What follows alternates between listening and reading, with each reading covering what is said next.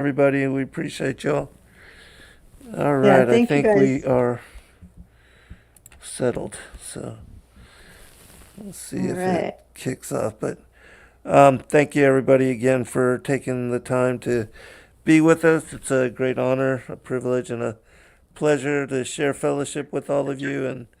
And as I told Lisa earlier, um, the people that come here to listen to the show, to the broadcasts, are very well researched, and the questions, the comments, all the things that you send in to share with us, we are learning from everybody else in the same manner that you are all learning from us.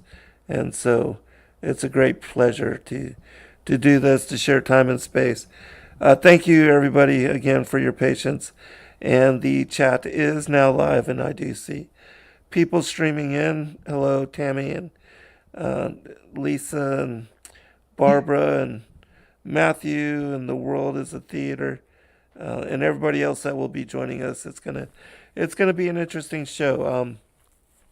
We were supposed to have on with us this evening Bishop Zavetin Guide of the Thracian Church, but they had another something come up for them, and being in Bulgaria, it's difficult to modify schedules. So this evening we're going to do a broadcast where I'm going to share some poetry. We're going to talk about some things, current events, and I also want to share an update on Bitcoin and cryptocurrency because today Bitcoin set another all-time high, which this is an absolute indicator that the bull run is ongoing. Because previously we were unable to push through what was $106,000 on Bitcoin. Everybody knew to short that level, and because of that, whenever it reached that high, which was a lower high than the 109,450 that it had set an all-time high previously last year sometime. Um, but all of that, the momentum has pushed through, and now Bitcoin is actually currently, let me bring it up. It is now almost 110,000. It's $109,973 a coin, which is a higher high. And on the short duration, the 5 minute, the 1 minute, the 15 minute, 1 hour, 4 hour charts, that is showing that momentum is to the upside.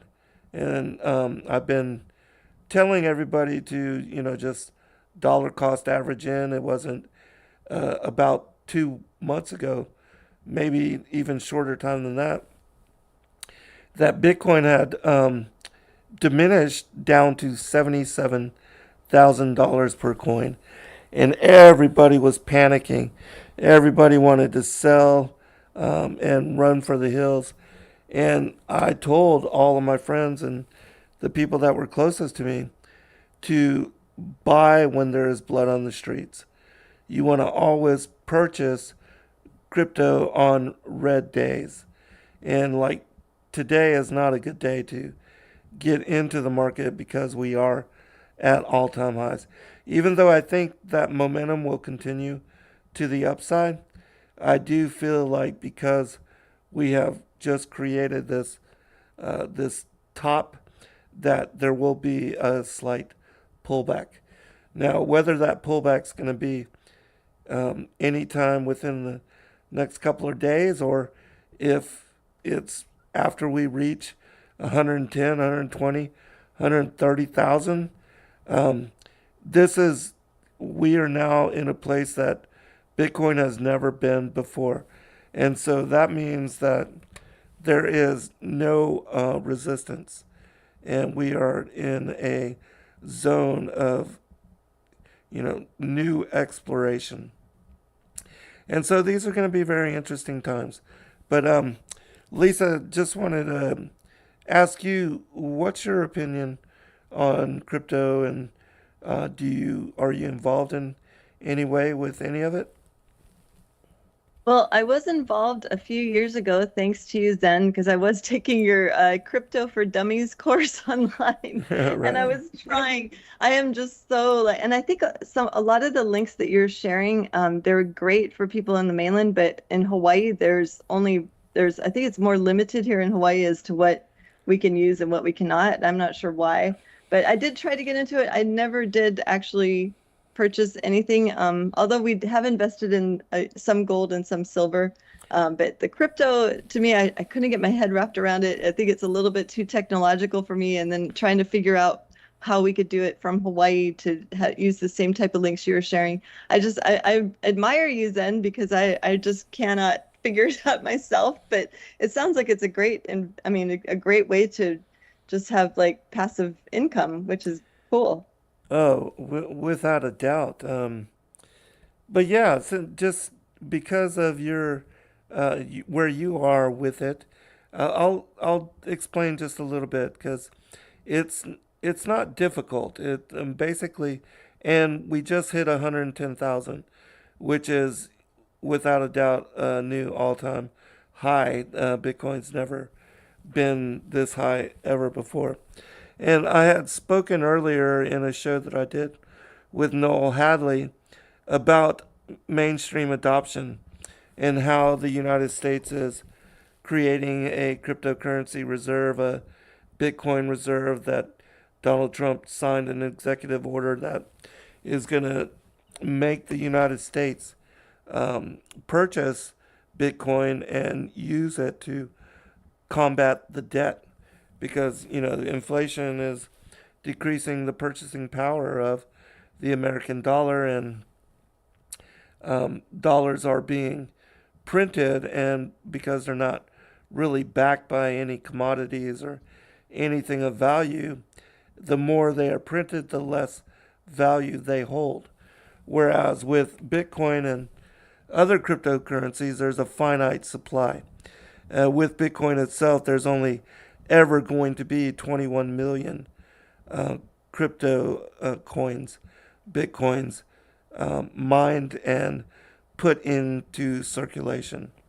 And it's already speculated that $3-4 million of that, or a million cryptos, Bitcoins, are disappeared, lost on computers and hard drives, and when it was mined by people that did not know it would increase to such value, and because of that, they threw out their old computers, and a lot of Bitcoin was on those hard drives, and unfortunately, that money is lost.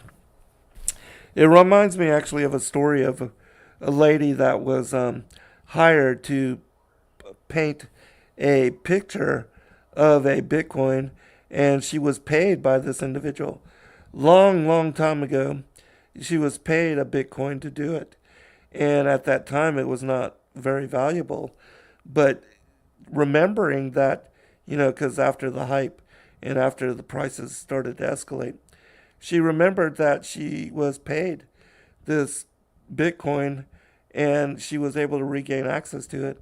And this was at a time when Bitcoin was like 50 plus $1,000 per coin, and it really helped her to pay off her debt and to get ahead when she was uh, struggling, at a point where she was struggling in her life.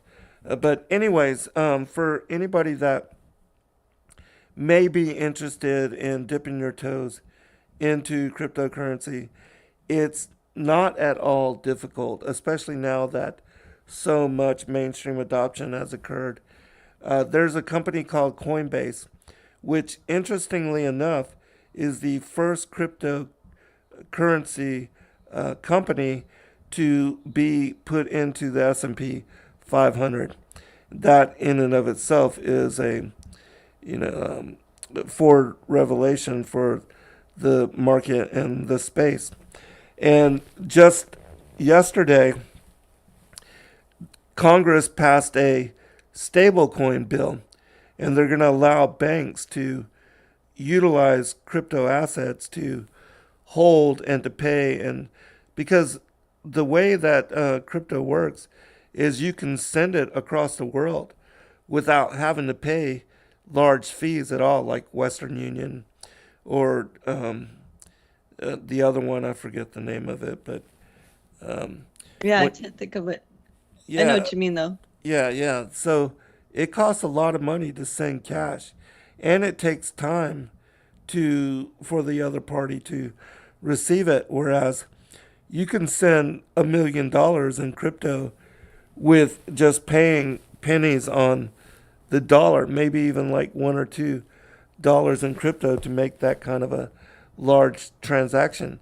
And so it is without a doubt the future of money.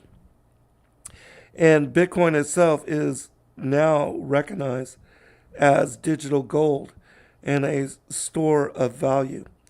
And as I said, all you have to do is go to Coinbase.com, sign up, and I explained all this in the show that I did with Noel as well, and there were a few other people that were on with us. But if you go to Coinbase, you sign up, and what I would do is connect an account, because you do have to connect a bank account to be able to purchase crypto, and you can Okay. do it, just by placing an order through Coinbase. And there's many different cryptocurrencies that you can access. I personally only like to buy three: Bitcoin, Ethereum, and Solana. I don't do the meme coins. I don't do all the smaller allocated assets unless there is what is called altcoin season, which we're not there yet. Right now, most people that are involved in crypto are exposed to Bitcoin only. And maybe Ethereum, maybe Solana. Those are the other two large blue chip cryptocurrencies that a lot of people hold. And even Wall Street, there is an ETF, an electronically traded fund, associated to both Bitcoin and Ethereum. And the next one they say will be Solana. And Solana is a very fast um, blockchain, and it allows people to make transactions, to purchase, to buy crypto, to send it, to sell it at pennies on the dollar. Very cheap to utilize this platform. And it's very fast, which is why there's going to be mass adoption of Solana as well. But anyways, if you are wanting to get involved in this space, which you're still very early, there's only maybe 6% of the entire world that knows about crypto and is even involved, has access to purchasing it, is holding it in custody, like, silver or gold. And so, Wow. yeah, so it's still very narrow, very limited, and most people are not involved, which means that there's a lot of space for upside. And in fact, the entire crypto market is only $3 trillion in assets, and Bitcoin is $2 trillion of that amount of money. And so, Oh, wow. yeah, so there's not a lot of funds, even, the whole crypto market. There's some people out there that have more money than is involved in the entirety of the market.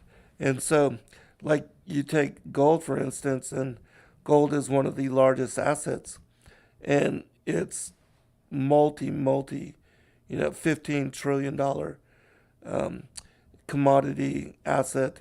And there's a lot of people involved in just owning gold, whereas crypto is just a small percentage of that currently. And so there's a lot of room to run.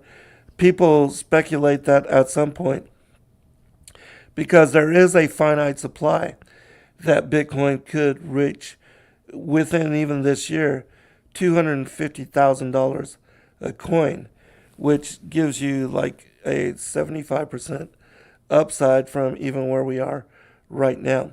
And all of the other nations of the world are trying to follow in the footsteps of America.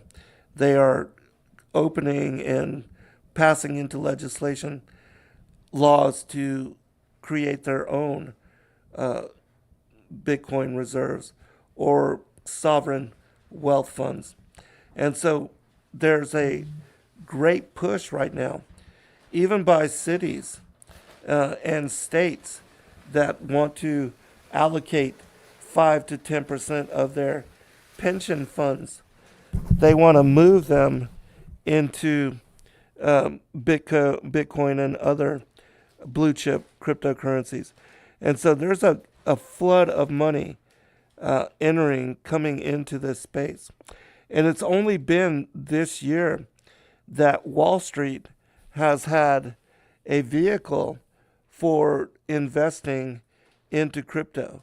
And as I said previously, there is right now a Bitcoin and an Ethereum ETF on Wall Street, in the stock exchange, on the Dow Jones and in the NASDAQ, of which people that are interested in purchasing crypto, they can buy these ETFs and have exposure to Bitcoin and Ethereum. And so, Interesting. go ahead, Lisa. No, I was just going to comment. Sassy in the chat, she's following right along with what you're saying, Zen. She's saying that Coinbase and Uphold and Robinhood are good places to buy crypto. And again, I'm not knowledgeable about this. I was just reading what she said.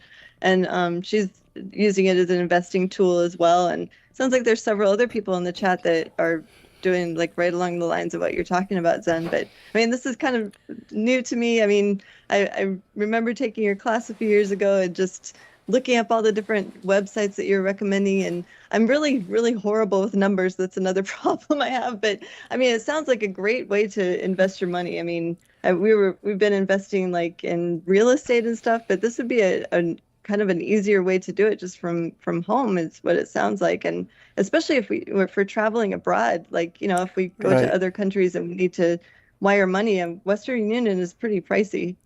Yes, exactly. And yes, and that's one of the,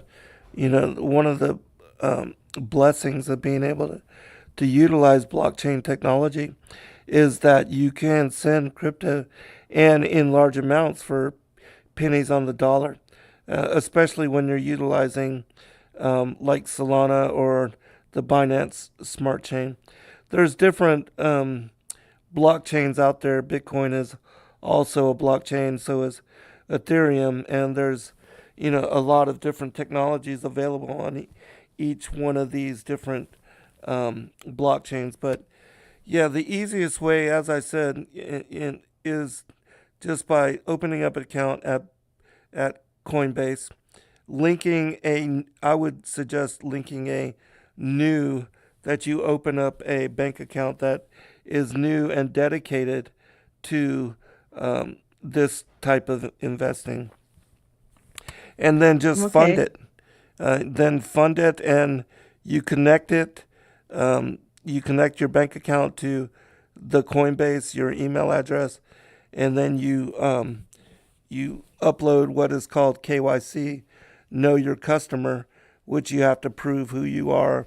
You upload your license and picture of it front and back, and then you gain access. And then once you do that, you're able to purchase crypto through the site. And they also have what is an earned, where you can earn free crypto on Coinbase just by watching some videos and answering some questions. And a lot of people, like there were several $100s worth of crypto available for people in previous times. I don't know how that is anymore.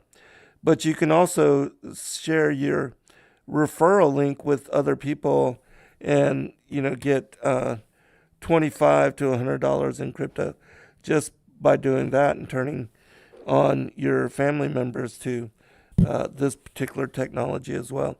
And so, what I was talking about with dollar cost averaging is that dollar cost averaging is a simple strategy where you just set a particular day, whatever day, whether it's once a month, every other week, once a week, whatever it is you can afford, and then you just have an automatic draft go out of that account to purchase Bitcoin or whatever cryptocurrency you choose.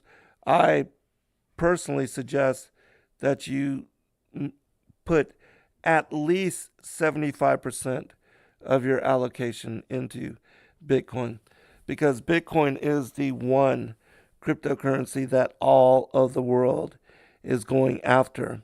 And it has the promise of millions and millions of dollars being flooding into it. And it is world recognized as a digital digital gold. And as I said, you can send it. And if anything were to happen, like anything crazy, like during World War II, when people had to leave their homes and they became refugees and they had to flood out. What is going on? Can you hear me? That's odd. Lisa, are you there?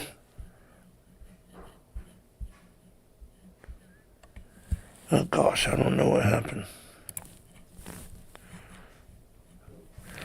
All right, let me just add you to this.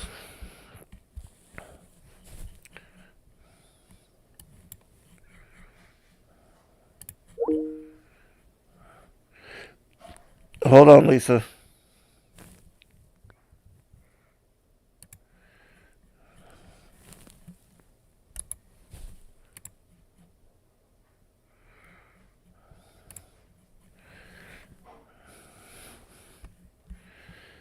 Okay, if you will, just join that link, Lisa. All right, great.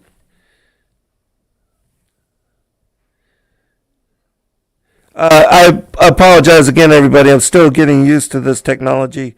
They have updated Skype to now using Microsoft Teams, and it is weird. I don't really. I'm back. Okay, great, great. Thank you, Zen. Okay, yeah, I don't know what happened, but Yeah, it it is kicks me so off weird every how it once in just, a while. yeah, it's very strange. It's hard to get used to this new one. I wish they Yeah, hadn't changed over. I don't know why they keep doing this, I but know it's we'll get so used to it annoying. eventually. Yeah, Yeah, it it's so is. annoying. Thank you guys for being patient, for all your patience with this. This is just a, I don't Yes, know. yes. It's very strange to, it's not very predictable, right? Right. No, it's not at all. It's like it times out and then it kicks Yeah, you off of the call.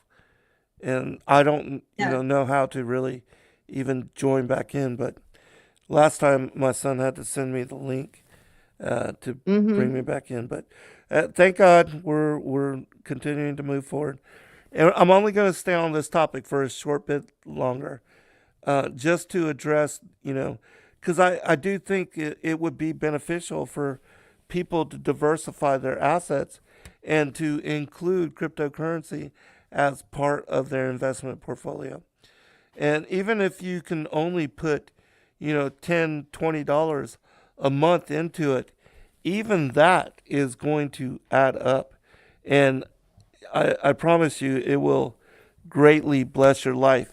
And even if you're not able to purchase Bitcoin, because it is $110,000 currently and continues to rally to the upside, there are many cryptos that are, less than $1 each, or that are Wow. $1 or $2, and which people can, $20 goes a long way.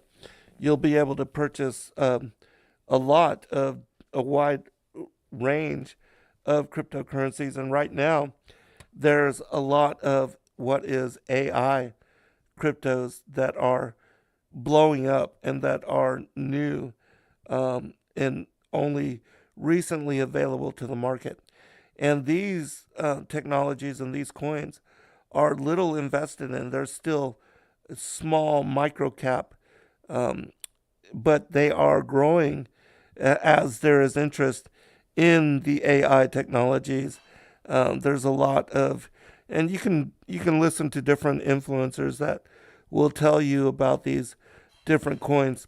And I need to say now that I am not a financial advisor, and this is not in any way financial advice, but only my opinion over having been involved in this space since 2017. I've seen Bitcoin go from 6,000 to 20,000, back down to 3,000, then back up to 17,000, and then back down to 5,000. Then it went all the way up to 109,000, and then went back down to 15,000, and now it is back up to 110,000. It's crazy the amount of momentum, and when the markets shift, which at some point we will enter into what is called a bear market, and prices will decrease. And at that time, you can just put your money in what is called USDC, which is a dollar derived coin, and it will maintain your wealth. Even if the prices of crypto goes down, it is pegged to the US dollar. And so the amount of USDC you hold remains stable. It's what is called a stable coin. And this is what Congress has just recently passed into legislation, that banks can start issuing digital nominated assets to pay people to send money, across borders into different accounts, things like that, to make it easy to be involved in crypto. And it's also my opinion that the different cryptos, especially these stable coins, Bitcoin, Ethereum, Solana, that everybody will eventually have a crypto wallet, and they're going to be able to use that wallet to pay for everything that they need in their life. Whereas currently a lot of people are using credit cards and dollar bills and currency to make payment for barter and exchange. At some point, it's my opinion that all money will be digital because of the easy use case and the mainstream adoption that is happening worldwide, and that it is incorporated into the internet. PayPal, eBay, Amazon, all those different things are going to open up to cryptocurrency purchases and Right. payments as well. Yeah. Comment, Lisa? No, I could totally see that happening for sure. I mean, that's like the one world currency. I mean, that's what the shift is going toward, and that would make the most sense, because as technology increases, as we get closer in the last days here, I can't imagine people just using paper money anymore, and like, Right. maybe even as soon as 10 years from now, or less, just because I see so much. I mean, when we travel, everything is on the credit card. Like everybody, it's very rare to find a vendor that, even on the street, that does not take a credit card to pay for stuff. So it makes even more sense to have to not, people don't like to carry stuff around, or credit cards can get easily lost. And so it would make a Right. lot more sense to have something that's digital for sure. Right. And it's secure. You can set up two-factor authentication, and even use, biometrics if you need, if you're, comfortable with that kind of thing. But you don't have to worry about losing your credit card or somebody stealing the numbers, and, purchasing, making illegal transactions on it. And also, like Hmm. people that use debit cards, and you go and get money out of an ATM, you have to pay a lot of fees just to be able to access and use your own money. Whereas with Right. crypto, like I said, it's pennies on the dollar for millions of dollars in transaction, and it's fast. It's instantaneous. It's like email. And so the technology, and I'm not saying that at some point digital assets couldn't be like a mark of the beast technology type deal, especially with AI and sentience. But just like with the internet, it's a tool, and people can use it for good Mm-hmm. or bad. In similarity, crypto is the same way. And I know that, especially for Christians, there's a large part of this denomination, this segment of people that are against cryptocurrencies and believe it to be, the just the connected to the beast system, which it is. So are dollar bills, so Oh is yeah. the whole economic fiscal systems. But yeah, Lisa, Yeah, we're already connected into the beast system, whether you right? use crypto or Exactly. not. I mean, Right. you look at the symbols on the dollar bill and the entire Exactly. banking system, the way it's set up. I mean, it's so twisted. So if people are saying that, well, it's like you're already using it, so just in Right. a different form. Yeah. Exactly. And right now, you have a chance to benefit because mass adoption has not yet happened, and you are on the forefront. Still, if you are a person that is involved in purchasing and holding crypto, you are way ahead of the game. You're like 5% of the population. Currently, there's only 30 million Americans that own crypto. Yeah, we have like a 380 million population, almost 400 million people here in this country. And so, even here in America, adoption is still very small percentage of the masses. And, as I said, Bitcoin itself is only ever going to have 21 million Bitcoin available to all of the people in the world. And so what is available is going to be fought over. And because cryptocurrencies can be continually segmented, like right now, you can spend an entire Bitcoin for $107,000 in purchasing power, but point one of that is like 10,000 something dollars, and as you continue to segment, the smaller the denominations are. So you can buy $10 in Bitcoin if you want. It's just going to be a very small, point 0.00001 or two or whatever. But there was a time when $10 would buy you many Bitcoin, but that was early in the game. And so even now with Bitcoin being $110,000, it's still early. You're still early.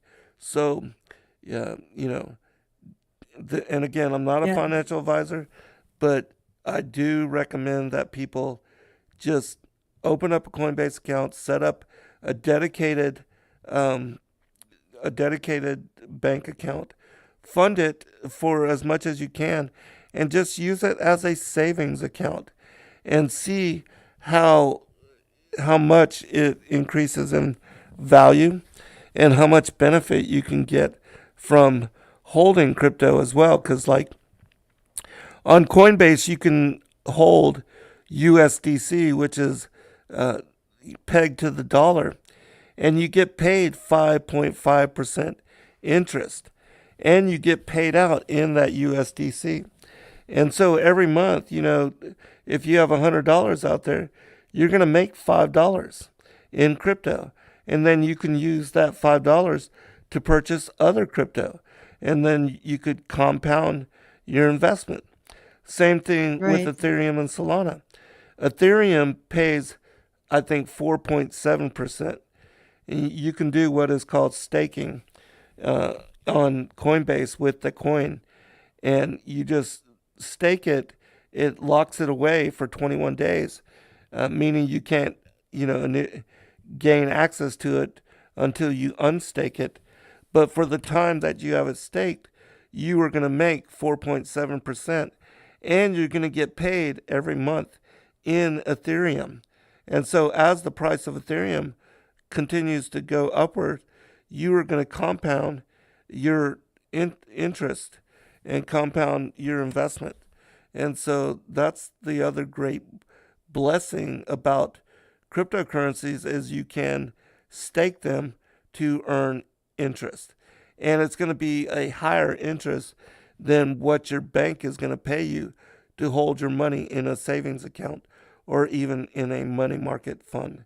And so that also is another benefit to holding cryptocurrencies.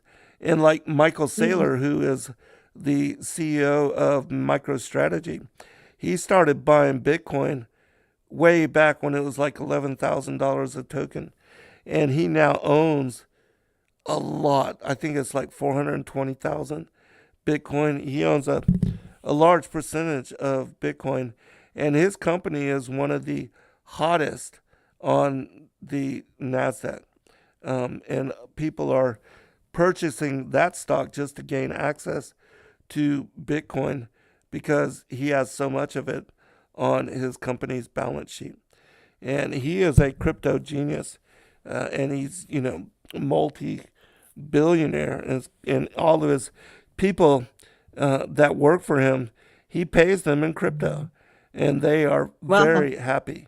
I'm sure that all of them have benefited over the years that he's been doing this. But anyway, so we're gonna leave it at that.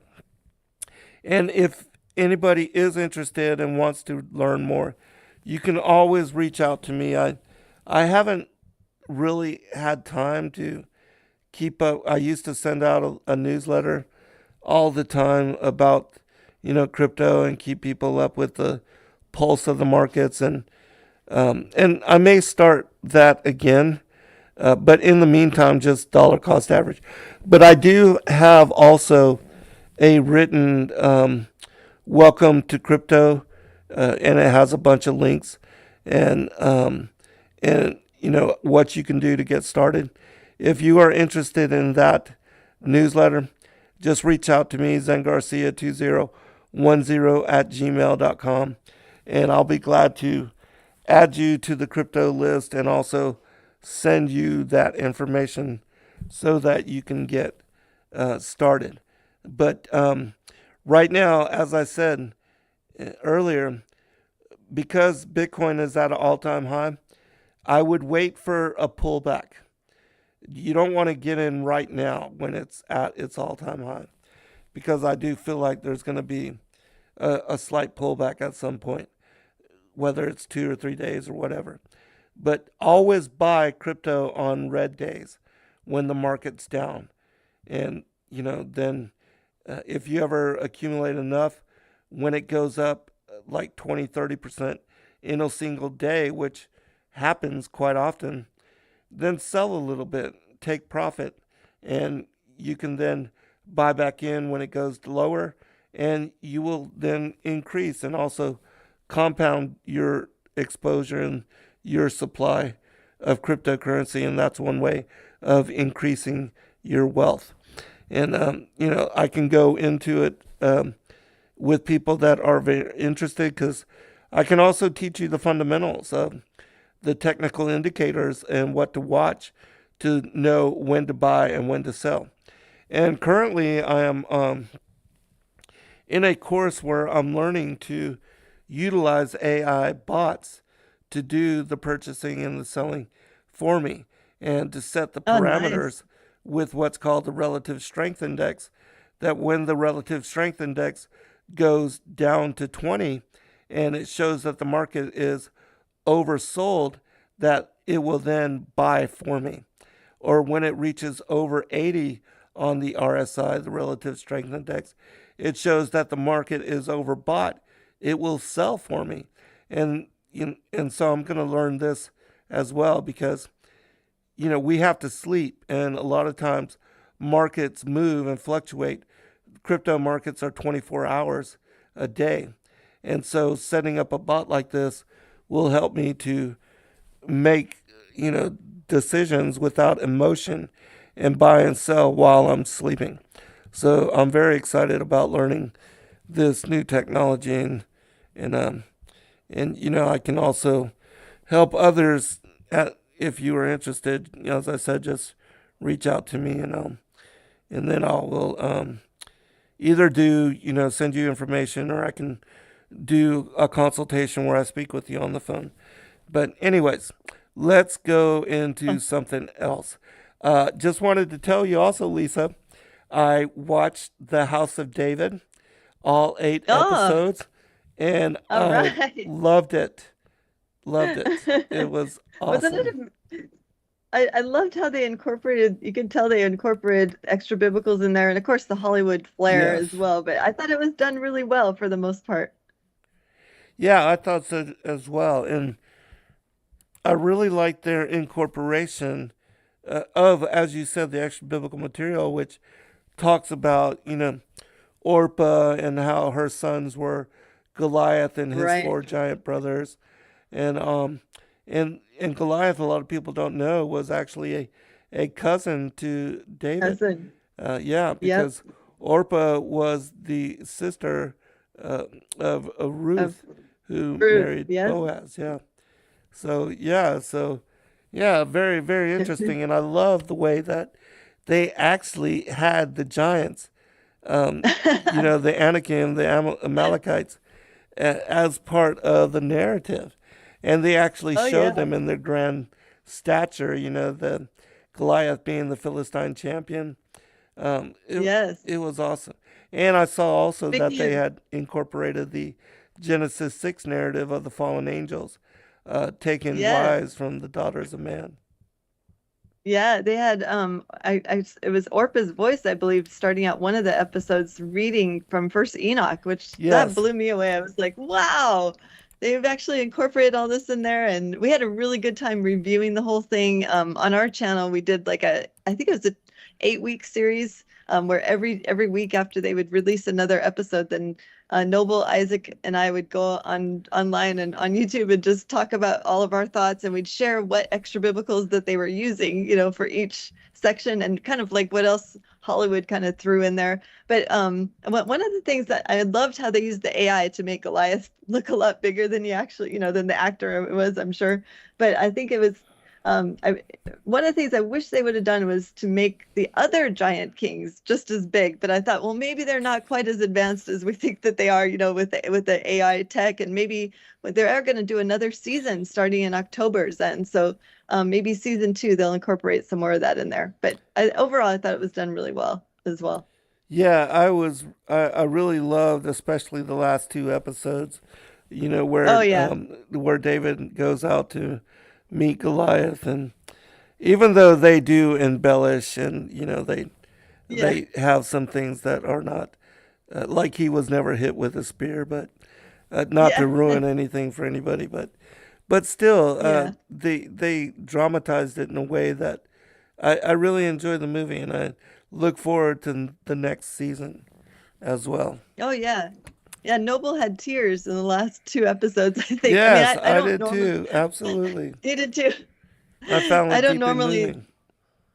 yeah, and I don't get emotional like watching movies or anything, but Noble really does. And so I could tell, like, if he and Isaac both have tears, it must have been really like, and it was moving. It was really the way that they worked up to that point. And even having Samuel show up too, I thought that was really cool. Like when David was gonna go fight Goliath and Samuel shows up, I just thought the whole thing was put together like extremely well for Hollywood anyway.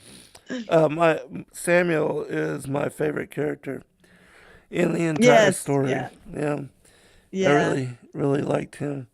Um, Yeah, and they showed the wives, like they depicted Samuel's wife, David's mother, which we don't hear much about. And I think we're at break.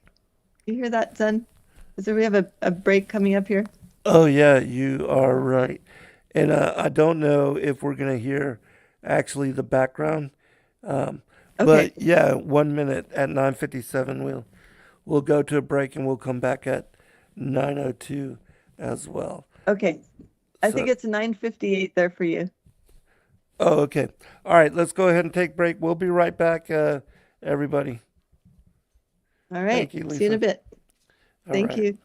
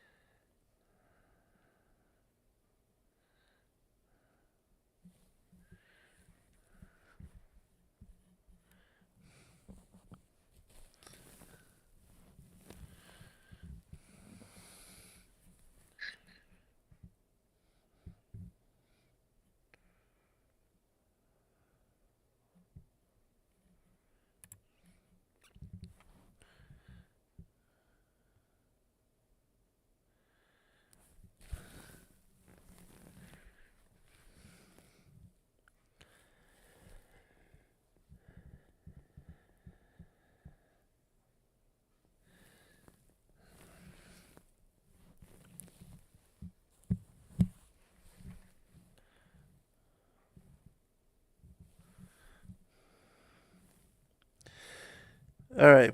Welcome back, everybody, for our second hour. And just want to thank everybody for joining Lisa and myself again and sharing time and space with us and joining in from whichever part of the world you are. Please do like and subscribe the video. We're going to this hour, I'm going to share some poems that are specific to some of the things that we've been talking about this evening, and just to give you a little bit of insight into the work that I'm doing with this particular book that I'm working on right now called The Seekers of Lost Paradise. And I did take out a few selections. I'm not going to read a whole bunch, but I do want to share some, and I'll get you to comment also, Lisa, thereafter. All But right. this one, the first one I'm going to read is called "As Above, So Below," and it is actually about the fallen ones, the Nephilim, the Anunnaki, and the antediluvian age and that kind of thing. Especially since we just mentioned the House of David and how it's relevant. It shows, depicts with authenticity the appearance and how the Bible says that there were giants in the earth in those days before and after the flood. And so, it's that's something that is largely missed most of the time when people try to replicate and to tell those stories, but they really embellished it in this particular movie, and they did Oh an yeah. awesome job. Go ahead, Lisa. Comment. Yes, for sure. I was just looking in the chat. Yeah, for those of you that would like to check out our commentary that we did on a weekly basis when the first season came out, you can go to Hebrew Hawaiian and just look for our House of David series. I think that we have about 8 episodes on there. And we do read from the extra biblicals and to piece together, if you haven't ever heard of what Zen was mentioning before about David and Goliath being cousins. That was a huge revelation for me, especially I read that first when I read in Gary Wayne's first book, the Genesis 6 Conspiracy. He mentioned that, and I had never heard that before, but it makes total sense, and it's right in the extra biblicals. I mean, even if you read Pseudo Philo, I found it in that extra biblical where it's a discourse between David and Goliath before they're about to fight, and David is telling Goliath, "Yes, we came from the same ancestors and our grandparents were or your mother and my grandmother were sisters." And he's like, "But it's in prophecy that I shall prevail over you," something to that effect. I should actually read it from the text, but I do read it in our show when we're doing the commentary, and also in Legends of the Jews it mentions that as well, that David and Goliath were cousins. And um uh, we don't really hear it. One of the things I could not find anything in extra biblicals about was Saul's wife, the queen. She is mentioned in the Bible, just her name. She's mentioned in Legends of the Jews, just her name, but nothing else really about her. Whereas in the series, she plays like a major part. So just to get ready for that. And then, of course, they bring in, I think we're going to see in season 2 a little bit more of like the Witch of Endor. Although they did bring in a sort of a witch from Endor to the palace, which is not biblical, but could have happened. So I think that we're looking to see more of that. Another thing that I read in the extra biblicals about this series is that Abner, the chief for Saul of his army, was the son of the Witch of Endor that Abner took Saul to go see. So I Oh, thought that was a wow. really interesting time. Yeah, That's so I interesting. wonder if they're gonna do. I wonder if they're gonna depict that in season 2, but we'll just have to wait and see. Yeah, We'll see very what they're gonna do intriguing. with it. Yeah. There's a manuscript called "And So It Came to Pass." It's a book you can find on Amazon, and it's about the life of David and Solomon from these lost Middle Eastern texts, Arabic, Oh wow. Syriac, very ancient narratives that also go into what we're talking about here, and has stories about Orpah and even like the lion men of Moab and all of that. So it's it's very interesting reading, and I do recommend people check that out as well. So, but yeah, very cool. Yeah. And yeah, I would love to hear that dialogue between David and Goliath that you made mention Yeah. If you let's of. see. I actually have pseudophilo right here. If you want to wait a second, Zen, maybe I don't know if you want to I'll tell you what. I'll read this, and then you look it up, okay, and then we'll sounds read good. it thereafter. Right on. All right. So this is a poem called "As Above, So Below." Making this world their own, the fallen ones, those who from the heavens to the earth came, have since ancient times replicated on earth what they knew of heaven, building enormous skyscraper pyramids all across the plane of the earth. Primeval sites are in every place aligned to sun, moon, stars, and sky, delineated by equinox and solstice demarcation, occasions which illuminate the celestial rotation, encircling Polaris as the true galactic center. Scientists claim that these ancient cyclopean builders were primitive in engagement and ability, yet humankind cannot even now replicate the ageless technological capacity of these primordial civilizations. Here, before our ancestral downfall, the insurgent Anunnaki angels were and are those responsible for assembling cities in grand megalithic style. the creative process of which has now been lost to time and explanation.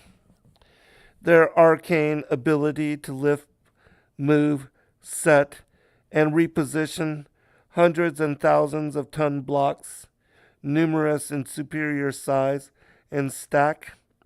Scientists assert that these ancient megalithic builders positioned these excavated monstrosities utilizing manual labor and rolling logs, and yet no culture alive today can replicate their precision placement, nor arrange such large cyclopean stones in such pinpoint deployment that not even a razor can be inserted in the spaces between. The oral traditions explain that such constructive measures were the efforts of the wayward giants of old, those that came before us, having been sired by the interdiction of angels with the pre-Adamic daughters of men. Adapting to life in the physical world, the scriptures relate that these seraphic angels abandoned their high heavenly estate and, leaving their original habitation, descended to the earth with heavenly secrets, the quandary of which has been lost to modern scrutiny. A pact of no return was agreed upon by them, mutual imprecations to follow this path and barter forbidden knowledge and high technology for right to lord over the citizens of world, conducting experimental procedures and sacrificial blood ritual. Nothing new under the sun. They have always demanded humans worship them in victim and child sacrifice. Lisa. Wow, that's amazing, Zen. I like how you tie that all together. That's with the extra biblicals with the sons of God. I think that's super cool. I love your poetry, Zen. In fact, I was reviewing the poetry book that I have of yours, A Different Way of Being. Yeah. And I love the poem that you read that you wrote on page 26 in there. It's called Challenge Existence. And I could really relate to this one because you wrote this to parents of children with disabilities. Yeah. Did you want me to read this real quick? It's just like Sure. a few sentences. Yeah. So sure. any of you that if you have children with disabilities like I do, and I'm disabled as well, but I raised a son who was born with quite a few disabilities. I adopted him, and I knew he had special needs when I adopted him. I was his social worker actually when I first met him. But and now he's an adult. He just had a child himself, and so he's been kind of going through a lot, just knowing that because he was born on 3 different heavy-duty drugs. He was crystal meth, heroin, and cocaine, and that was one of the reasons he was removed from his mother. And then they tried to have a reunification with him, but then she gave birth to another son that 2 years later. And his brother was born on the same drugs as he was, so they were both like the shaking baby syndrome, And so he's going through a lot, He's so appreciative he was able to have a child. We weren't sure if he would be able to because he was a quadriplegic for a period of time there, where everything just shut down. But the Most High blessed him with a daughter. And just he's been reverting back and thinking, I take so much care for my daughter. I mean, I just make sure that she's happy all the time, and just waking up at night with her and everything. And he's kind of thinking, it'd have been. I wonder how come what was going on with my mom, where she just wasn't able to do that for me. Instead, where he had to go into foster care at a really young age. But I think it's really healing, though, that he's able to raise his child. And so when Zen wrote this poem, it really spoke a lot to me. It says, parents of children with disability are pushed to experience the kind of unconditional love that life in traditional mode never gives challenge to know. Those that make it, facing uncertain circumstance, battling every prejudice, label, and expectation, bless you, your commitment will be your reward. You will know parenting in ways most are never determined to know or chance to receive. Love that withstands, giving definition, worthy of its stature. Love we yet to realize the propensity of the word, sort of like all or one, holding everything in one syllabic embrace. I just think that's so beautiful because it is so true. And especially when you adopt a child, I think that that then you really get to know like unconditional love because a friend brought this up to me too. Like, parents, you think that you have unconditional love for your biological children, but in a way, it's kind of conditional because you love them because they are your biological children. You know what I mean? Yes. But then when you adopt a child, it's like you learn to love them unconditionally because you love them. They're not your biological child. Nobody forced you to adopt them. The Most High brought them into your life for a reason, and you love them unconditionally, and it really brings a new meaning to that word unconditional, because no matter what they do to you, no matter how horrible they make your life, in the end, it's a blessing. It really is a blessing, because once they come out of all of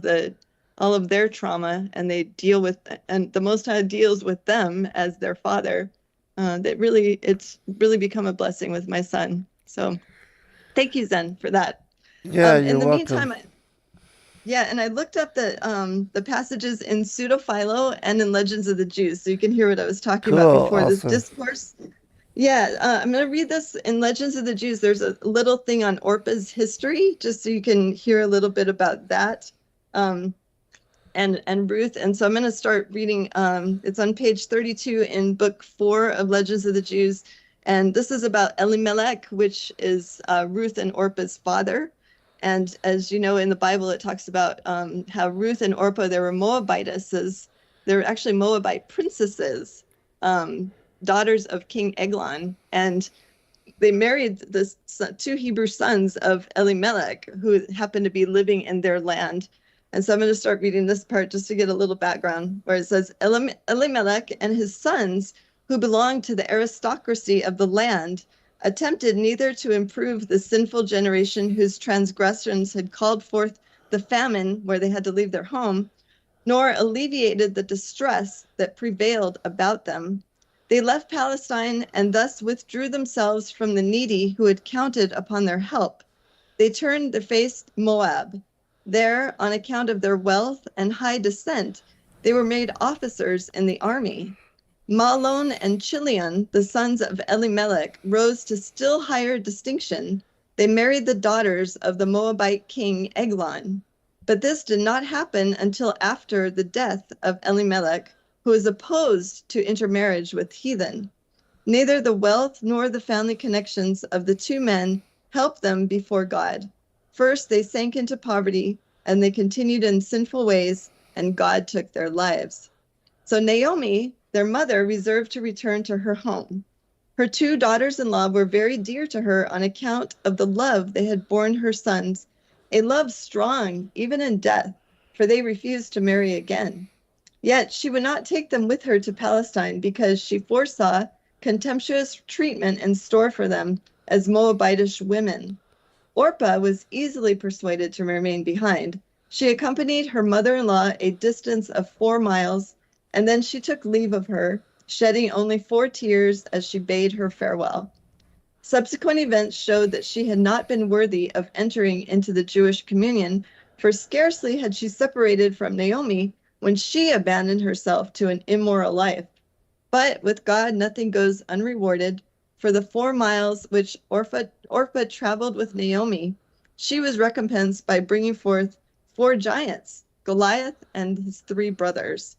And so then it goes on to talk a little bit more about Ruth, how what's in the Bible where Ruth traveled with Naomi, and then Naomi told her that she should work in a man that was her relative named Boaz's field. Yes. And then the 2 of them fell in love, became Yes. engaged, got married. And then they produced Obed. Obed produced Jesse, and Jesse produced David, who became King David. Yes. And so that's how David and Goliath are related. And so I'm going to read the discourse between David and Goliath that's in Pseudo-Philo. Cool. I thought Cool. this is really interesting. And it's in chapter 61 in Pseudo-Philo. And this is when David is talking to King Saul about going to fight Goliath, and then I'll keep reading when he goes out on the field to actually fight him. And David said, "Do not fear, king, because I will go and fight the Philistine, and God will take away hatred and reproaches from Israel." And David set out, and he took 7 stones and wrote on them the names of his fathers, those of Abraham, Isaac, Jacob, Moses, and Aaron, his own name, and the most powerful name. And God sent Zerubbabel, the angel in charge of might in warfare. So that means the angel that accompanied him. And David went out to Goliath and said to him, "Hear this word before you die. Were not the 2 women from whom you and I were born sisters? And your mother was Orpah, and my mother Ruth. And Orpah chose for herself the gods of the Philistines and went after them. But Ruth chose for herself the ways of the most powerful and walked in them. And now there were born from Orpah you and your brothers. And because you have risen up today and have come to destroy Israel, behold, I, who am born from your own blood, have come to avenge my people. For after your death, your 3 brothers too will fall into my hands. Then you will say to your mother, 'He who was born from your sister has not spared us.'" And David put a stone in the sling and struck the Philistine on his forehead, and he ran up to him and drew his sword. And Goliath, while he still had life in him, said to him, "Hurry and kill me, and then rejoice." And David said to him, "Before you die, open your eyes and see your slayer, the one who has killed you." And the Philistine looked and saw an angel and said, "Not you alone have killed me, but also the one who is present with you, he whose appearance is not like the appearance of a man." And then David cut off his head. Now the angel of the Lord had changed David's appearance, and no one recognized him. And Saul saw David and asked him who he was, and there was no one who recognized him. Wow. So I think that is was so really cool. interesting. Yeah, that's what we don't get that in the Bible there. There's one more thing, Dan, if you don't mind, in No, Legends of not the at Jews. all. It describes a little bit more of what happened with the battle there. So in the camp, I'm going to read a little bit about, this is called The Encounter with Goliath. It's on page 83 in book 4 of Legends of the Jews. Yeah, please. Okay, I'll go ahead. Awesome. David was not long permitted to enjoy the ease of life at court. The aggressive manner assumed by Goliath drove him to the front. It was a curious chance that designated David to be the slayer of Goliath, who was allied with him by the ties of blood. Goliath, it will be remembered, was the son of the Moabitess Orpah, the sister-in-law of David's ancestress Ruth, and her sister as well, both having been the daughters of the Moabite king Eglon. David and Goliath differed as widely as their grandmas, for as in contrast to Ruth, the pious religious Jewess, Orpah had led a life of unspeakable infamy. Her son Goliath was jeered at as the son of 100 fathers and 1 mother. But God lets not go unrewarded, even in the wicked. In return for the 40 steps Orpah had accompanied her mother-in-law, Naomi, Goliath the Philistine, her son, was permitted to display his strength and skill for 40 days. Yeah. And in return for the 4 tears Orpah had shed on parting from her mother-in-law, she was privileged to give birth to 4 giant sons. Of the 4, Goliath was the strongest and greatest. What the scriptures tell about him is but a small fraction of what might have been told.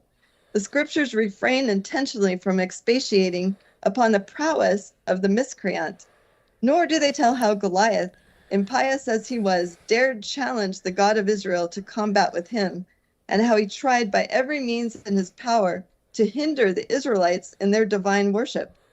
Morning and evening he would appear in the camp at the very time when the Israelites were preparing to say the Shema. All the more cause then for David to hate Goliath and determine to annihilate him. His father encouraged him to oppose Goliath, for he considered it David's duty to protect Saul the Benjamite against the giant, as Judah, his ancestor, had in ancient days pledged himself for the safety of Benjamin, the ancestor of Saul. For Goliath was intent upon doing away with Saul. His grievance against him was that once in a skirmish between the Philistines and the Israelites, Goliath had succeeded in capturing the holy tables of the law and Saul had wrested them from the giant. In consequence of this malady, Saul could not venture to cross swords with Goliath, and he accepted David's offer to enter into combat in his place. David put on Saul's armor, and when it appeared that the armor of the powerfully built king fitted the slender youth, Saul recognized that David had been predestined for the serious task he was about to undertake, but at the same time, David's miraculous transformation did not fail to arouse his jealousy. David, for this reason, declined to array himself as a warrior for contest with Goliath. He wanted to meet him as a simple shepherd. 5 pebbles came to David of their own accord, and when he touched them, they all turned into 1 pebble. The 5 pebbles stood for God, the 3 patriarchs, and Aaron. Hophni and Phinehas, the descendants of the last, had it only a short time before being killed by Goliath. Scarcely did David begin to move toward Goliath when the giant became conscious of the power of the youth. The evil eye David cast on his opponent sufficed to afflict him with leprosy, and in the same instant he was rooted to the ground, unable to move. Goliath was so confused by his impotence that he scarcely knew what he was saying, and he uttered the foolish threat that he would give David's flesh to the cattle of the field, as though cattle ate flesh. One can see, David said to himself, that he is crazy, and there can be no doubt he is doomed. Sure of victory, David retorted that he would cast the carcass of the Philistine to the fowls of the air. At the mention of fowls, Goliath raised his eyes skyward to see whether there were any birds about. The upward motion of his head pushed his visor slightly away from his forehead, and in that instant the pebble aimed by David struck him on the exposed spot.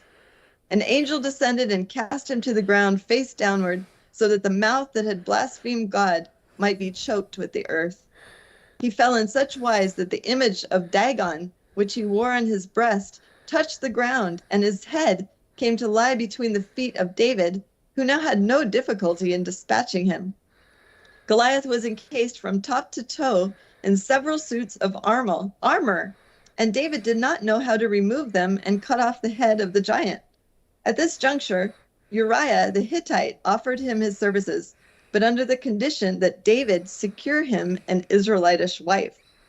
David accepted the condition, and Uriah in turn showed him how the various suits of armor were fastened together at the heels of the giant's feet.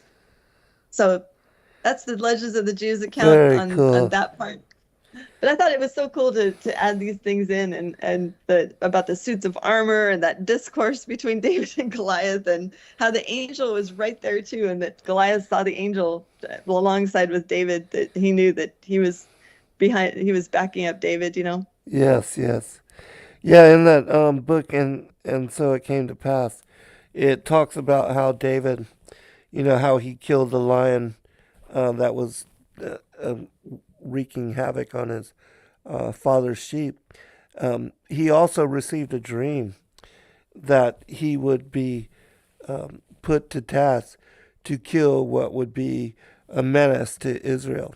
And so when he went there to bring rations to his brothers who were there at the encampment where everybody was gathered for war, he recognized that as his moment, that the Most High had given him that dream, and that this would be the outcome, that he would succeed in delivering Israel from the wrath and the arrogance of this impious giant. So yeah, very cool. And I love getting the additional narrative so that we can understand stories just so much better. It's awesome. So thank you for sharing. Yeah, it was great to have that history. And then I also found in Gary, I don't have Gary Wayne's book near me right now, but in his book 1 is, he has a whole chapter called David and Goliath. And that's where I first read about David and Goliath being related. But he'd got his resources from the 2 resources I used, and from another one, I can't remember which one, where he tells about how Saul's name wasn't originally Saul. It was something called Labiah. But I have to look in his book to get the resource for that. But another great narrative about linking all this stuff together. And then for those of you in the chat, you're wondering, I first read from a book called Pseudo-Philo, and Sacred Road Publishing puts that out also too. It's it's under the Biblical Antiquities of Philo, if you'd like to take a look at that online. And then also the Legends of the Jews, book 4, which we're going through the Legends of the Jews at Digital Readers Club on Saturdays. So we'll eventually get there. Yes, and I look forward to it. One other thing with regard to Philo, Philo was a contemporary of Christ. He lived during the time that the Messiah walked the earth, and he was, he was like Josephus. He had written down the accounts of the traditions, the rituals, and the as far as the Jews and his people, the Israelites at that time. So, very interesting narrative. Oh, and one other thing, I think it's in the book of Jasher that it is told about how Saul was a guardian for the two Levitical priests. I think it was Phineas and the children of Samuel, and that they were moving the Ark of the Covenant when Goliath attacked them. And I Oh, think wow. that's when he killed the children of Samuel. And he challenged Saul at that time, but in the story, Saul runs away.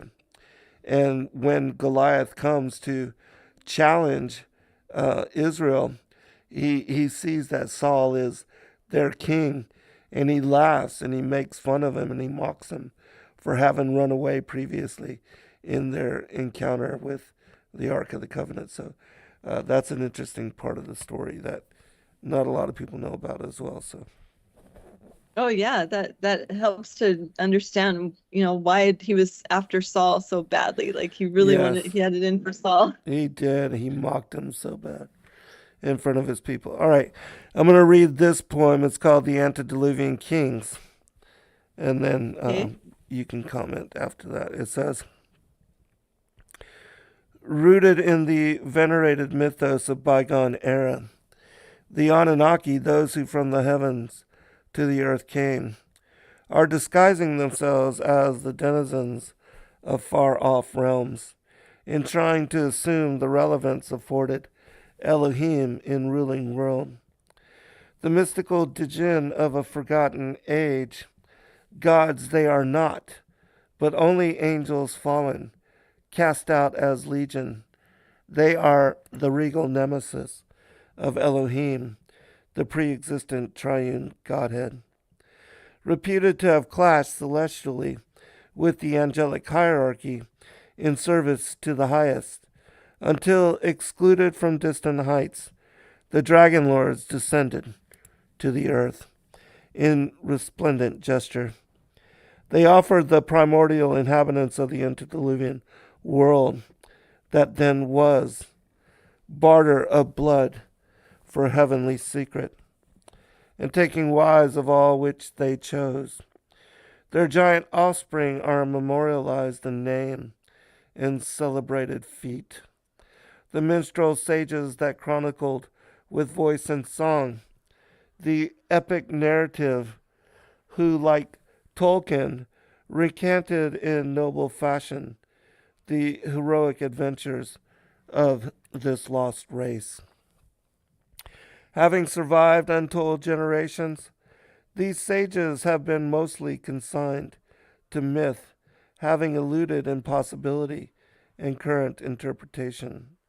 Legends diminished, lost, and forgotten, like the epics of Gilgamesh, tales of their conquests had been venerated by those encountering them in faithful crossing. Like the valiant paladin St. George, who challenged the winged seraphic guardian, protecting the tree of the knowledge of good and evil. This gallant knight, with pent up frustration, sought to free the chaste virgin princess, offered as blood tribute to this Anthropophagian wyvern. Abundant in hoarded treasure, other chevaliers are similarly alleged to have contended with these fiery flying serpents in bygone era. All right, that is Wow. that one. That's very visual. I can almost see what you're describing there, Zen, with and I like how you bring in Saint George. I forgot about that one. Yeah, The noble knight. right. And I do share also in these stories different excerpts from different myths. So in between the poems, there are sources that people may not be familiar with. So No, that's good. That's really good. all right, And go ahead, Lisa, and then I'm gonna kind read of, just a couple more. I just had like a flash of when I used to read the Chronicles of Narnia quite a bit when I was a child, like several times each book, and of that dragon. It seems like the dragons, the flying serpents, were drawn to gold for some reason. I think there's something in Legends of the Jews, isn't there, Zen, where they would use them, the flying serpents, to go and procure pearls and gold or something like that. It seems Yeah, like I've read something like yeah, that. they did have a keen interest in hoarding wealth and grabbing, treasure, and Mm. protecting it and ruling over it. Much like the Lord of the Rings. Oh yeah. Yeah, yeah, that's Yeah, a and you can those are definitely great see it with the stories too. giants too. Yeah, Yeah, with their offspring, the giants too. You can see that as right, well. Like they're always all about the gold and wealth, right? right. Yeah, those are interesting narratives, especially in considering the truth that is revealed in accounts like the Coleman Bible, and certainly the Bible also makes mention of the presence of the giants in distant times. So yeah, very Yeah. interesting aspect of the lost history. Okay, so you have another poem you're going to share with us Yeah, because this I is a love little your different. work. This is called Septic Skies. I Okay. just brought a little bit of wide variety of poems. So it says this: another 55-degree January day, though slightly nippy outside. The approaching sun hints of spring. Days growing progressively longer. My roses extend new shoots of green. Storms crowd the westward horizon, alluding to the possibility of soon coming rain. It is always at this point that we see a clamor of planes invading sky, preceding the arrival of new downpour. Somewhere a rogue aerial force. Oh no, I got kicked off again.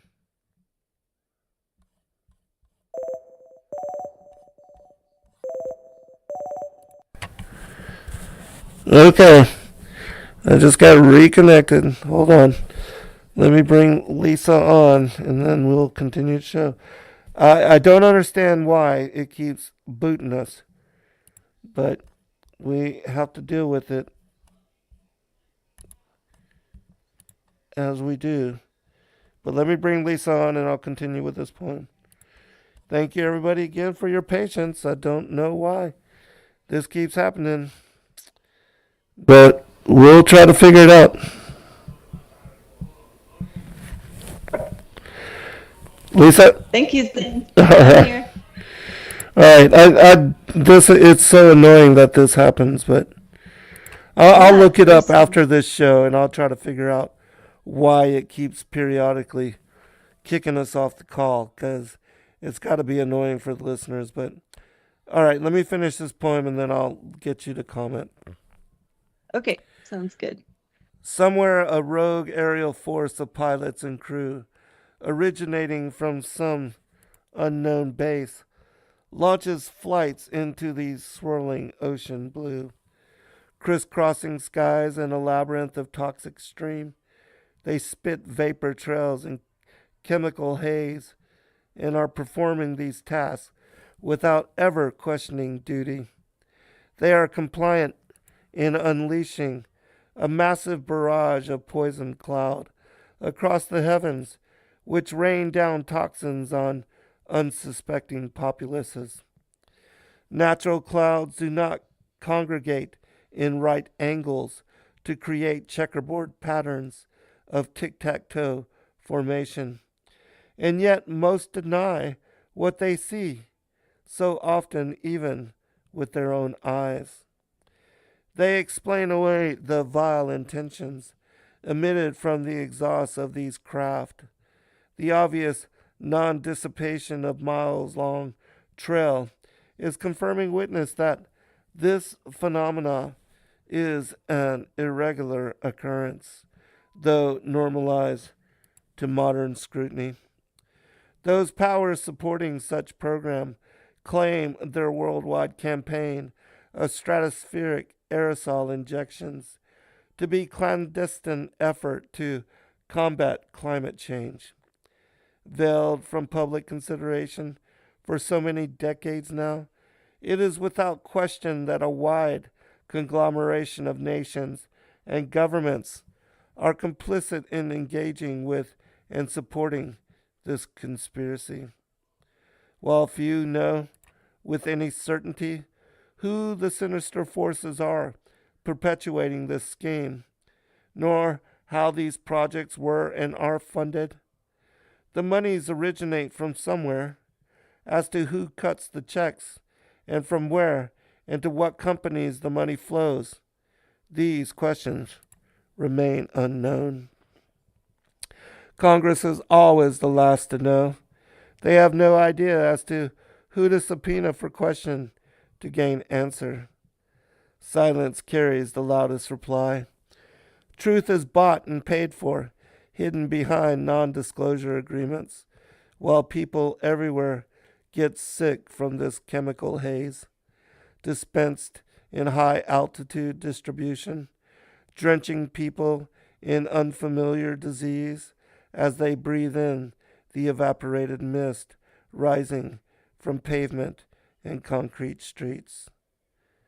The Ten Commandments of the New World Order, approved long ago by some aspect of the shadow government, memorialized on the Georgia Guidestones, calls surreptitiously for sanctioned depopulation. Chemtrails are part of an undisclosed agenda, costing taxpayers what must have been hundreds of trillions of dollars to this point, and yet they have succeeded in deflecting inquiry, cloaking such covert program in propaganda and disinformation campaign, while attacking and ridiculing messengers like me.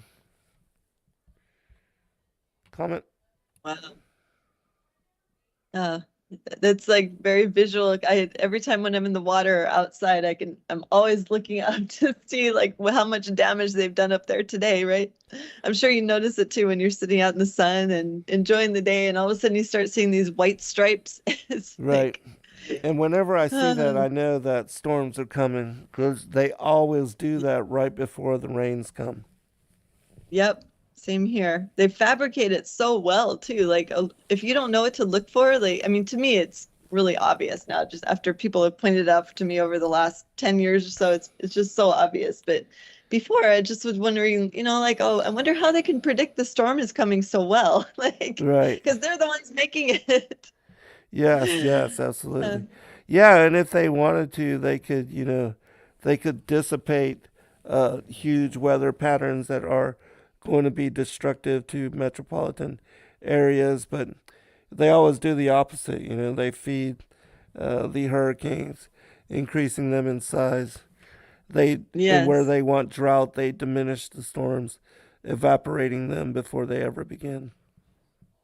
Yeah, and here in Hawaii, you mentioned hurricanes. I've been through a couple of the major hurricanes here, but it's hilarious when you watch it in the news, or you can see it shows like the hurricane is headed straight for Oahu, it's always coming from the south. And it's so funny how it just shows the eye of the hurricane. Oh, it's so close to Oahu. And then it gets really close to Pearl Harbor, and it makes like a really hard left turn, like almost a 90-degree angle left turn. And then it shoots the hurricane up to Kauai. And Kauai is the island that's about 100 miles north of us. to kind of to the northwest. And they've been devastated by several hurricanes over the past 30 years or so. There was one in 1993 that I really remember. That was Hurricane Iniki. And that was when also, ironically, we're just covered with U.S. military here on Oahu. So I think they want to protect Oahu because that's where all of their military bases are. So they put this huge, I don't know if you've seen the huge, it looks like a gigantic golf ball, but it's a weather manipulator thing. And they have it sitting in Pearl Harbor for like during our storm season. And then they sail it over to kind of near where you are, south of where you are, Zen, into the Gulf of Mexico for the storm season there. And inside of there, like I've talked to military friends who have worked inside of that thing. It's gigantic. They just said it's like a huge computer system where they can easily turn any hurricane to make that hard, left turn. So it avoids hitting the areas that they don't want it to hit. And then they send it to hit another beautiful island like Kauai that doesn't have any military bases. So it's just like, you can totally see their agenda. Like they create the thing in the first place just to test out their skills. They steer it around to put it exactly where they want it to hit. And then it just causes so much devastation. It's a really evil agenda. Yeah, it really is. And when you think about it, especially with the stratospheric aerosol injections, they've been doing this for decades now, Oh over man, a yeah. lot of cities all across the world, and how much funding that has had to take to perpetuate these programs. It's Oh insane yeah. to consider. Yeah, definitely. And I think I was mentioning before too, I traced the trail of that, who it comes from, and it's another one of their which so-called secret societies called the Royal Society. And that Royal Society is the one in charge of, there's even like a whole bill for it and everything from weather manipulation. And it's of course funded by tax dollars. And it's headed by Prince William at this time. So I just think it's like they make these royals look like so innocent and everything on TV and in the media and just make all this drama around their lives when really they're like the ones behind all of these devastations happening in the world. They're the ones receiving all the wealth because they're the offspring of the fallen angels. They have the highest serpent seed DNA on the planet, or well, I don't want to say planet, Right. in the world. Yeah. But yeah, I mean, it's crazy when you trace it back, and it's always some kind of secret society that is using our funding, like you mentioned in your poem, our tax Right. dollars to basically to make us all sick or kill us, right? Yeah. Yeah. As crazy as it sounds, that is the agenda from their own words. So Yeah, to yeah, and even reduce like I was, population to a manageable size. yeah, exactly. That seems like that's a pretty common agenda that they've had even since like biblical times, or like you were talking about in your other poem, and even in antediluvian times. Like if we're in the days, as in the days of Noah now, um, this has all happened before. Like chemtrails are something they've probably done for how many thousands of years, Right. even before the flood. Right. And I could just imagine them all. Can you imagine all of the royals in the antediluvian times and what was going on when all of a sudden the water volcanoes started coming out from the deep and the firmament started pouring down like huge amounts of water and they were trying to weather manipulate it and they couldn't? Wouldn't that have been kind of funny to watch? Hmm. Yeah. Them scrambling to try to stop because God gave even the giants dream, about how they would be drowned and flooded and cut down. Right, So yeah. right. Yeah, exactly. And there's nothing new under the sun. Like this has Yeah. all been Exactly. done before. And that makes sense because, that's where they get all of their what do you call it? That's where they get all like the list of ingredients that they need to make these heavy metal chemtrails or whatever else they're putting in it. Like Right. I even read when they had that weird fog last year, I read in there that they had put some type of parasite, disgusting, horrible thing to. That's why a lot of people got so sick.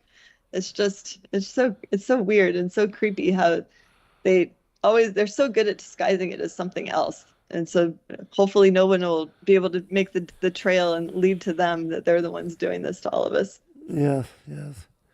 I think there is more people now know the truth, especially with all the C-19 stuff and how all that has come out about it being Mm-hmm. created in Wuhan and all that. But all right, I'm gonna read just maybe one, maybe two more poems, and All we'll right. wrap it up. This one's called "The Grand Deception as Matrix." The grand deception as matrix is all encompassing, consuming, and broad reaching, yet so covert in imposition, it is largely unnoticed by those born into its nurturance. So subtle is its program assimilation, one was never even granted choice to deviate from its forced indoctrination. Most people are raised unknowingly as slaves to its order, incarcerated by the deviant proposition of its finite machination. Generations of elder grandparents and parents ensure that the young foster compliance to their inherited beliefs without ever second guessing their foundational instillment. Children assume swift accord with the lifelong sentences posturing them for compliant role as worker bee or soldier ant willing to surrender life for benefit of queen and hive.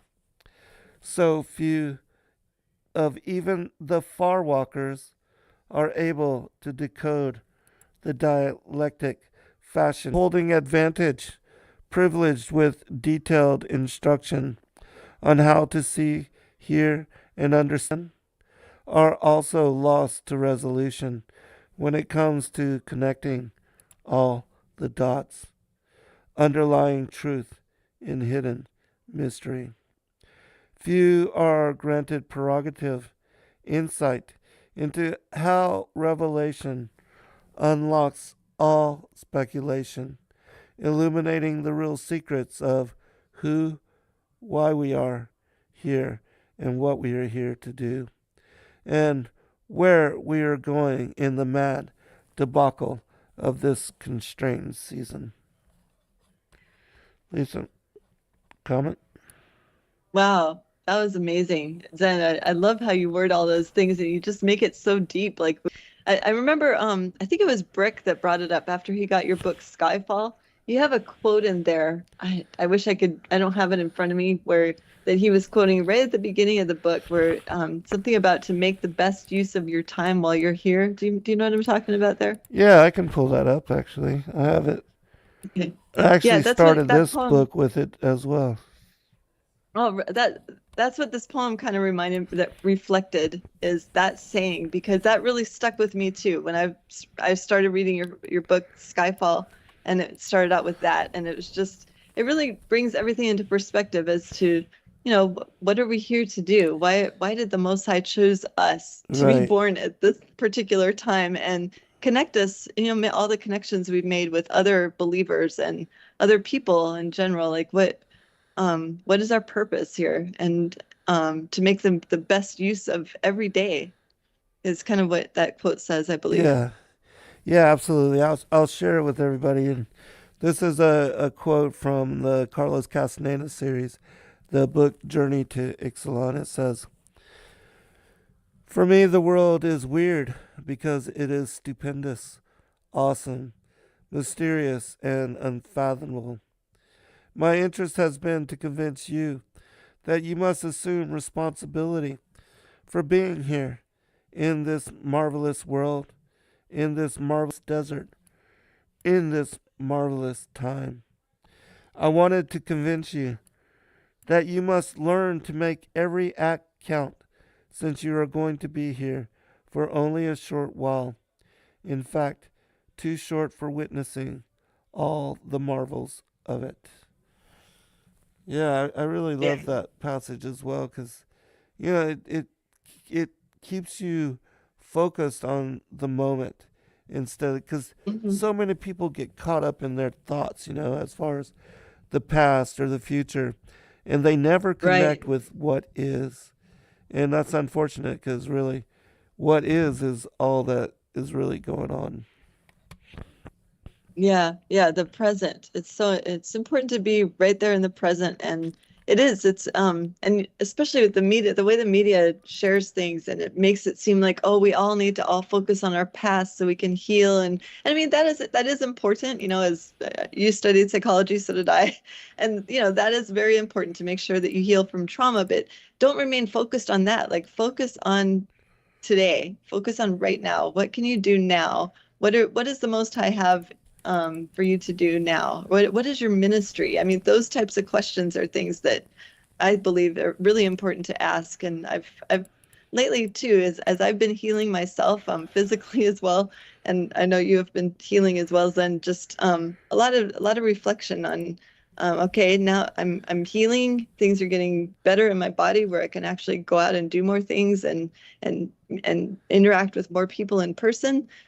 So what does the Most High have for me now? What is the season of ministry of raising my son, the extremely disabled child, and raising him to serve the Most High? What's the next? What's going on now? Like, what is my next ministry? Do you ever ask yourself those questions or Oh, then or yeah, reflect like that? exactly, because it actually leads me to the final poem that I'll read for tonight. It's called The Final Oh, Gesture, and great. it's a short one. But yeah, exactly what you said. It's a view straddling fence in uncertain notion, believing you have more time to alter condition and repeal reckless routines. The true remnant has been for a while busy storing up an abundance of oil. They've already trimmed their wicks in attempt to prioritize kingdom, aligning with purpose not generally understood by those ignoring instruction, chasing ghosts down the broad path of certain destruction. Even those of the flock believing themselves always saved are largely devoid of the kindness which could qualify them for sanctification. Most will be spewed out, in my opinion, denied reentry into paradise and the Sabbath rest of the millennial age. Sayers but not doers, many pose a righteous front, pious behavior. Like the Pharisees and Melektos, many publicly parade themselves as puffed up peacocks, arrogant in demeanor, chastising those truly worthy of election. Working from the shadows to conspire the degeneracy of others, there is deeper reason to the pontificate's cover up normalization of priestly pedophilia. Absolved and ruined, many followers of false religious beliefs will be disqualified from eternity and the baptism of the cross, signifying true conversion under the banner of Christ. Should Elohim's terrible day of wrath manifest tomorrow, would you presently act in similar accord? Would you engage in behavior and mannerisms which clearly out which clearly out one as a lover of world, suppressing invitation to the Mashiach's wedding? And we'll end with that. Wow. I like how you end with the marriage supper of the Lamb. Yes. Yeah, that's how all of history, God willing, will end for the elect and those numbered with them. So, God willing, I pray all of us be numbered with the elect and that we can all enter into the Sabbath rest of the millennial age. Lisa, final comment. Oh, amen, Zen. I always enjoy sharing this time, as you would say, this time and space with you and with everyone in the chat. Thank you so much to all of our moderators, to Tammy, Brick, Sharon. I saw Matthew come in there. And we just appreciate all of you fellowshipping with us and learning together with us. And one day we will be able to fellowship in person, whether if it's here or if it's in the next world. We all definitely will be fellowshipping in person one day, and I look forward to that, to having the marriage supper of the Lamb with everyone. Yes, what a great blessing that will be. And it's going to be awesome to be reunited with Rob and Sheila and to share time and space and accord with our family members that have gone on, our animals. What an awesome thing that will be. So, all right. Right Thank on. you, Right Lisa. on. Thank you, everybody. Be blessed all. We'll talk to you this Saturday for Digital Readers Club. Good night, all. Sounds good, Be Zen. blessed. Good night. Good night. See you then. Good night. Thanks, Zen. Lisa, love y'all. Good Good night, night. Zen. Bye. Love you too.